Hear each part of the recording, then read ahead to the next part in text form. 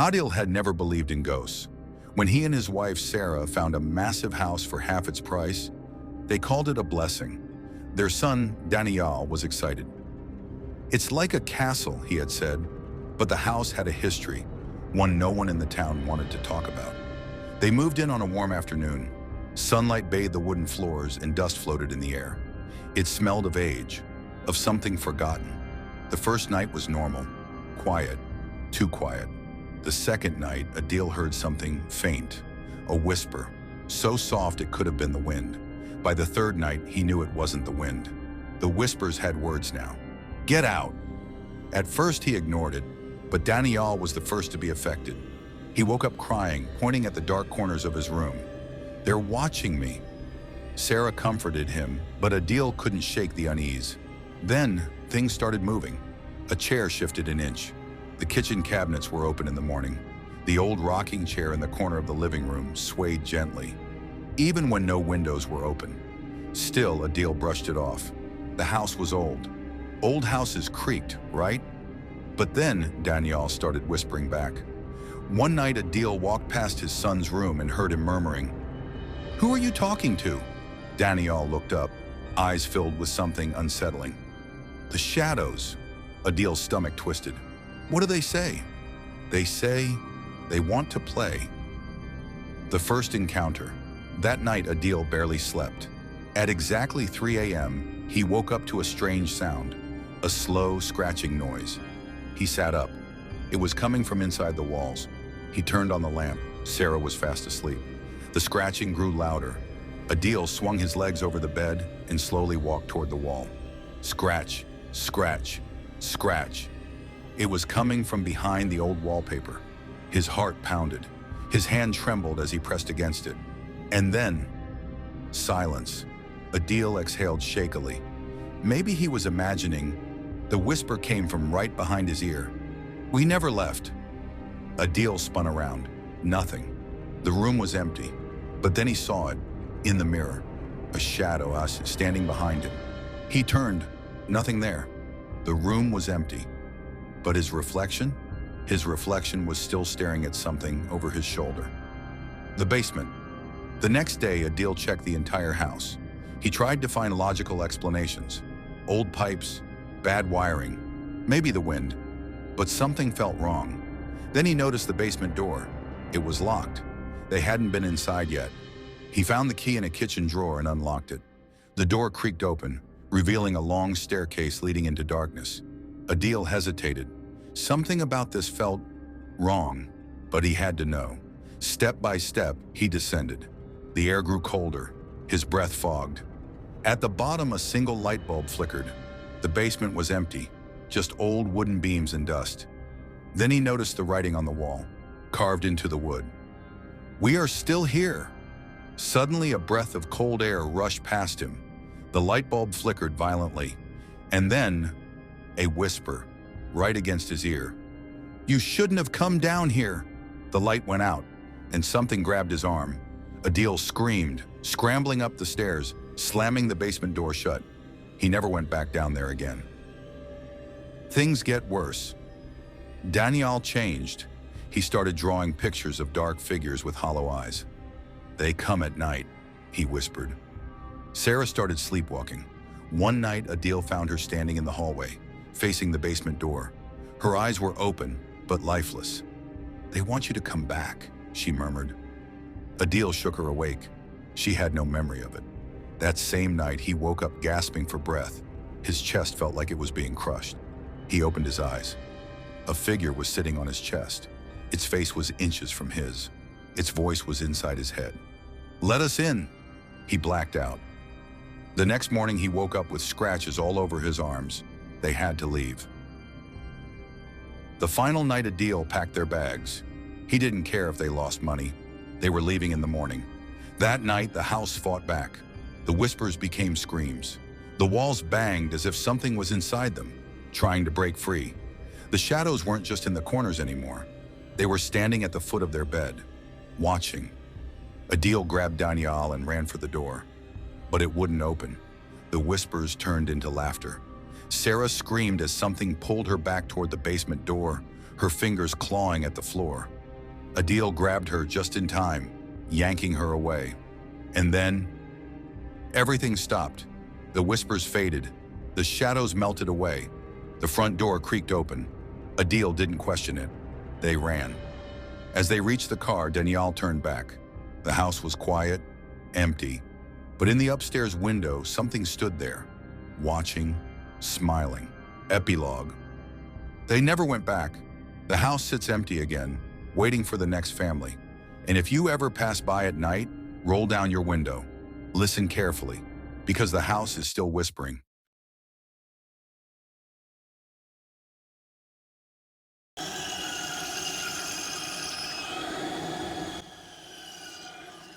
This experience happened to me in 2020.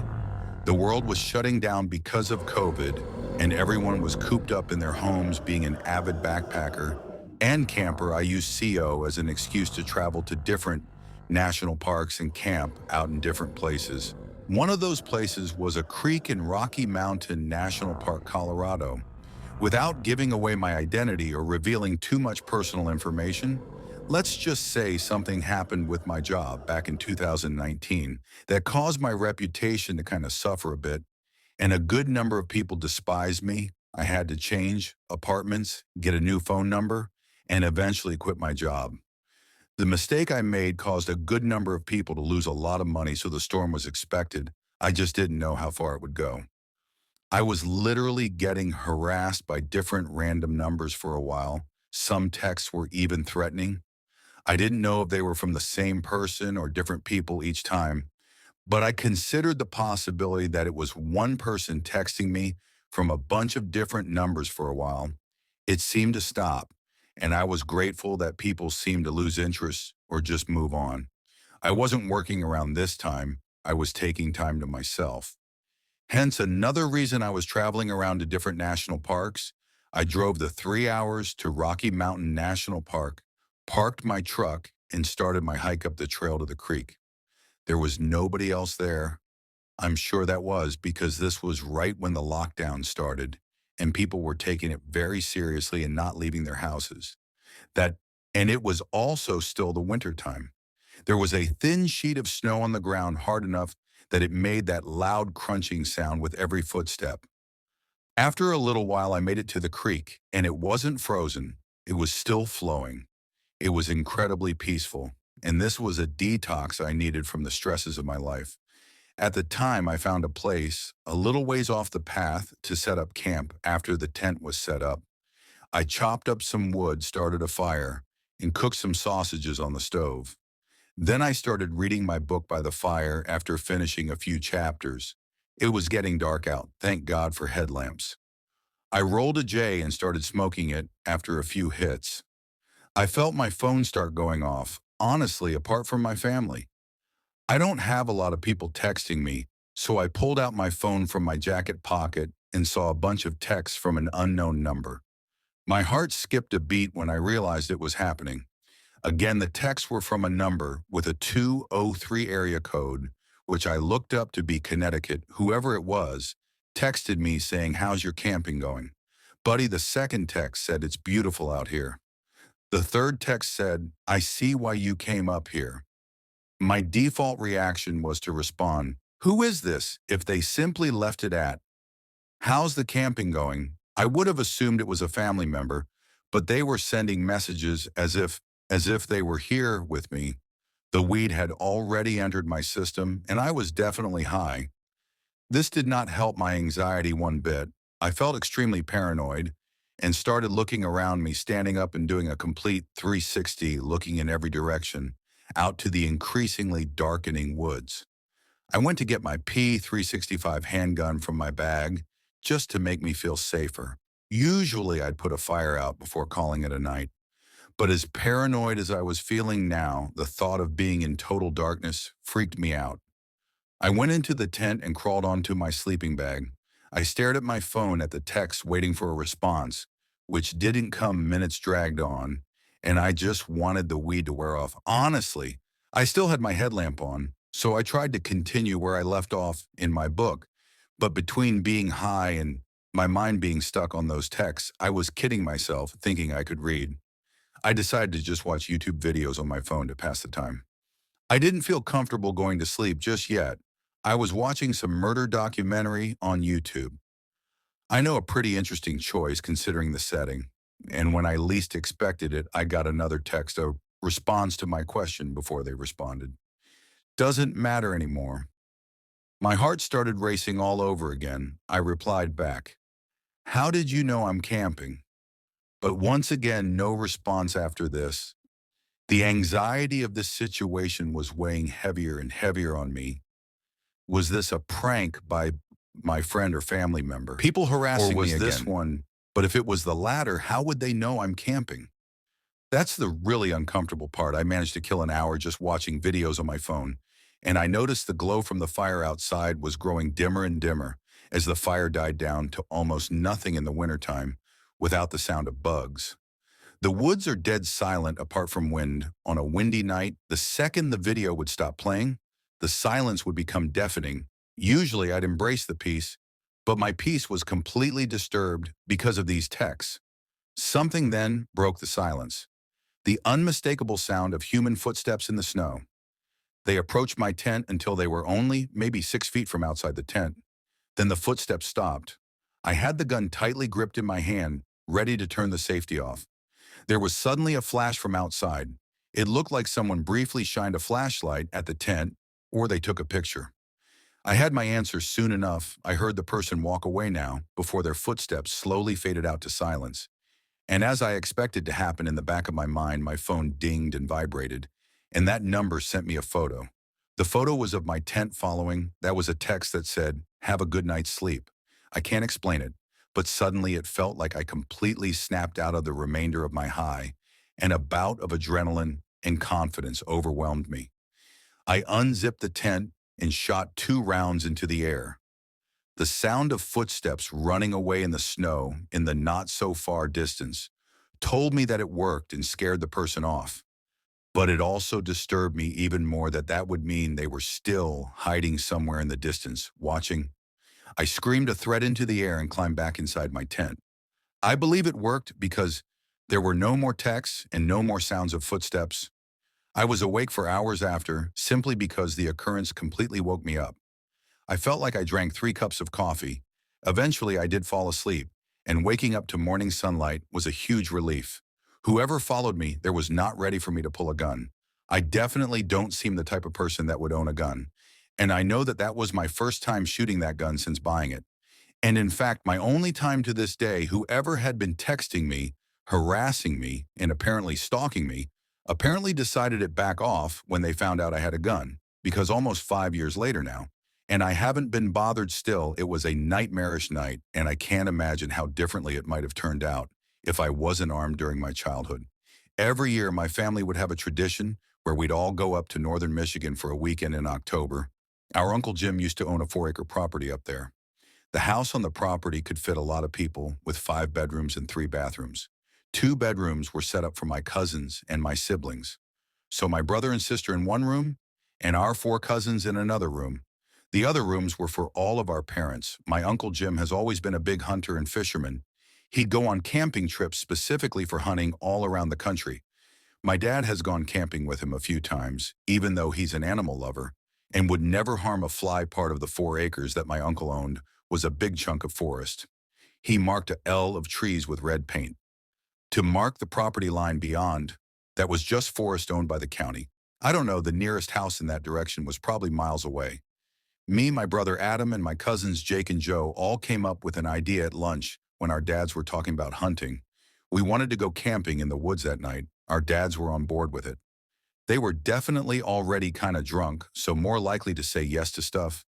Our moms weren't as on board, but they didn't directly say no. So my dad and Uncle Jim took the 4 of us into the woods with a tent. My girl cousins and sister were not involved in this. It was just us boys. They led us into the woods, and when Joey, the youngest of us, started complaining that it's too far, they started laughing. That's how our dads are when they're together, especially when they drink. They love messing with us as kids. Speaking of ages, I'm oldest at the time. I was around 13. Adam and Jake were around 10, and Joe was around 9. We went beyond the property line as there was this small clearing in the woods with a bunch of soft green mossy looking stuff that my uncle referred to as deer beds, and pretty sure he said it was perfect for a campsite and that he's used it before. My dad and Uncle Jim kind of gave us a half-drunk lesson on setting up a tent. They made us help out so that it wasn't just them doing all the work. It was a really big tent, big enough for 4 people, especially kids once it was set up. We put our sleeping bags inside. We did this during the day because obviously it was infinitely easier than doing it at night. After all of that, we went back to the house and played games outside until dinner time at dinner. Our moms again expressed that they weren't fans of this idea, that we were too young to be out in the woods alone. Our dads insisted that we'd be fine, and I remember my dad making a joke that we'd be close enough for them to hear our screams if something were to go wrong. It wasn't until later on that our dads led us back into the woods to the tent. We all had flashlights and extra blankets, since it was cold at night. I also brought a deck of Uno cards for us to play. When we all got situated in the tent, my dad and Uncle Jim left back to the house. We were suddenly alone in the woods, honestly. We weren't as close to the house as you think we were. Deep enough into the woods where you couldn't see any light from the house. We started playing Uno for a while. I say half an hour. At least playing Uno is actually a really good time killer. It passes the time really well. Well, the tent was lit up by our flashlights arranged in a circle. All was fun and swell until we heard a scream in the distance. It sounded like a girl scream. We all went silent and looked at one another with the same faces. I then remembered that foxes scream sound like the scream of a woman. So I told everyone that I saw how freaked out Joe was, especially. But my statement calmed everyone down. We continued to play Uno. I actually won like every single round at that point. No one had mentioned the scream again. It was most likely out of all of our minds, but it happened again and much louder and closer. This time. This time it sounded a lot more human. We all went silent again this time. Even I was freaked out. Joe looked like he was going to cry. I told everyone to turn their flashlights off. We crawled to our respective sleeping bags and sat in the darkness. None of us had the courage to run out into the woods back to the house. It's that fear of running and being chased and just catching the attention of whatever was out there.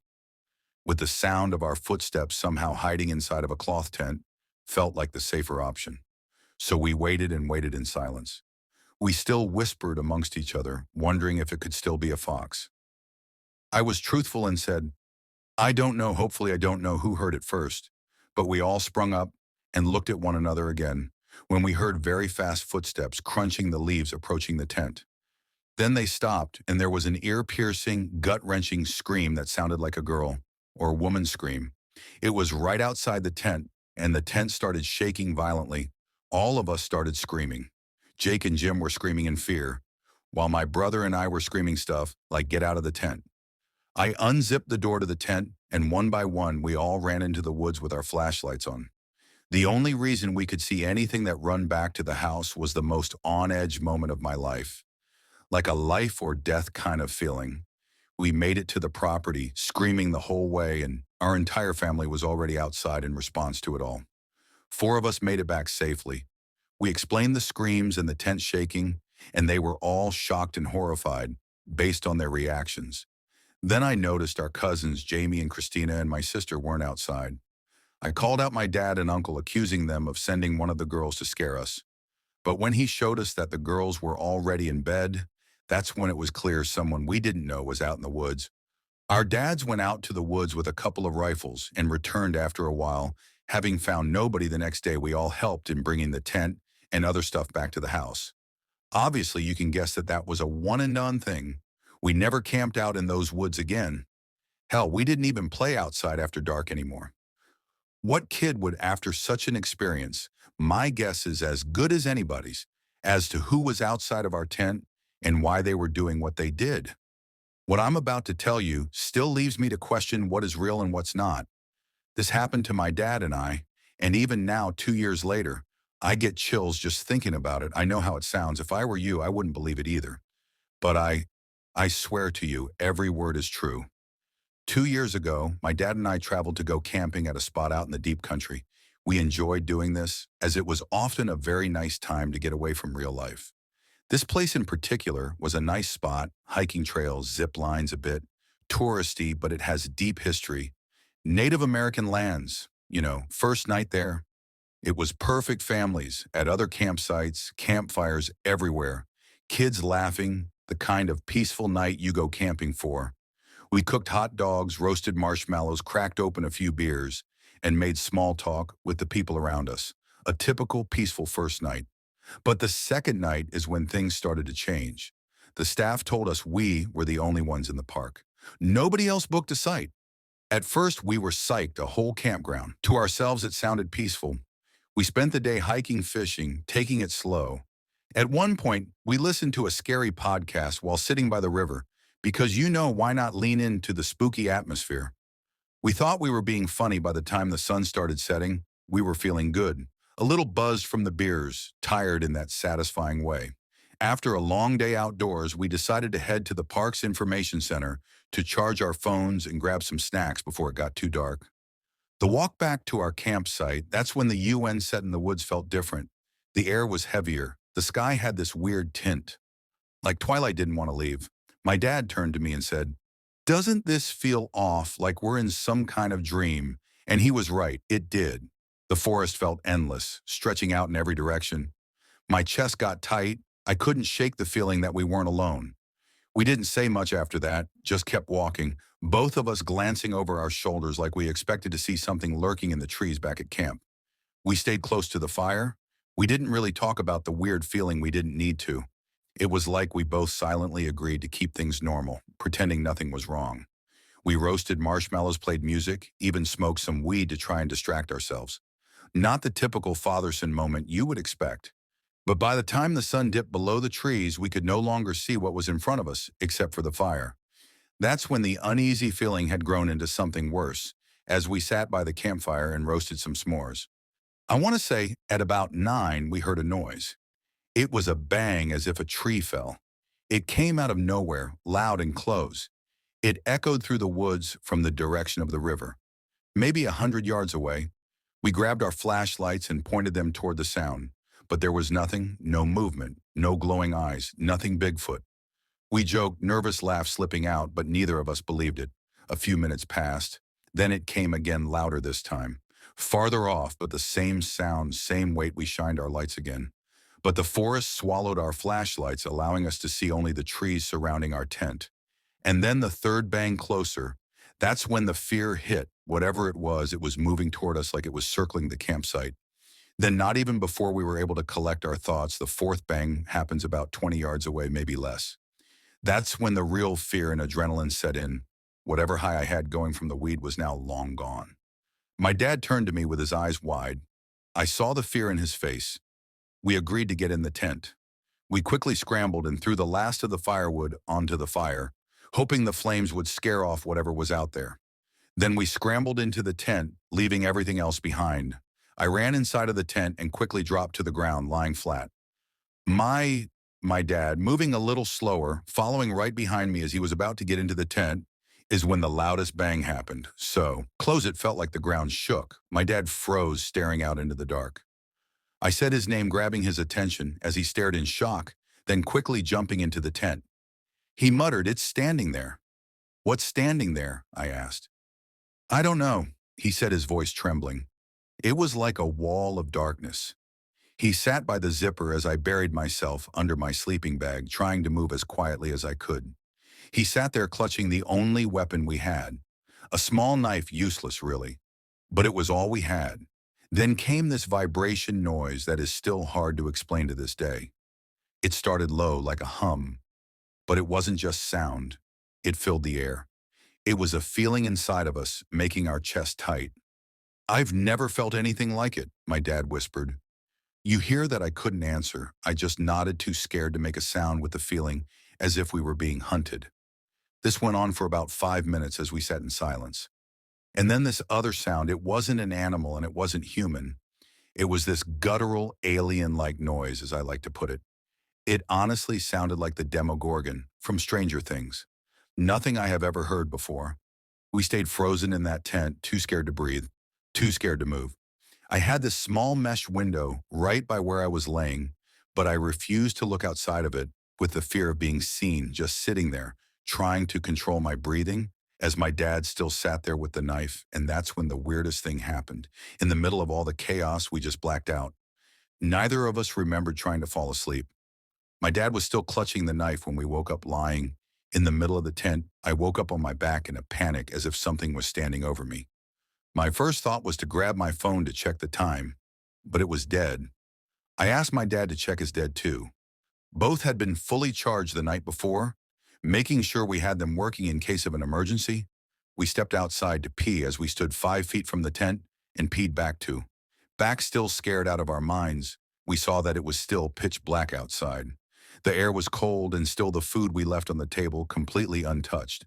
The fireweeds stoked before diving into the tent, burned down to ash like it was never touched. The whole place felt wrong, like we shouldn't have been there. We waited the night out in the tent without saying much to each other, just trying to get some real sleep.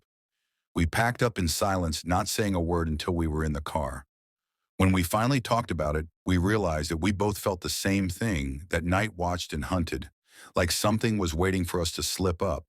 We told my mom when we got back she thought we were crazy, said maybe we got drugged or inhaled some weird gas. But it wasn't that. Whatever happened that night, it was real. We both experienced the same thing to this day. We don't know what it was. We didn't see it, not fully, but my dad came closest, whatever he saw. It wasn't human and it wasn't natural. We never heard any similar story like ours. We haven't been back to that camping site since, or even gone camping since. I don't think we ever will.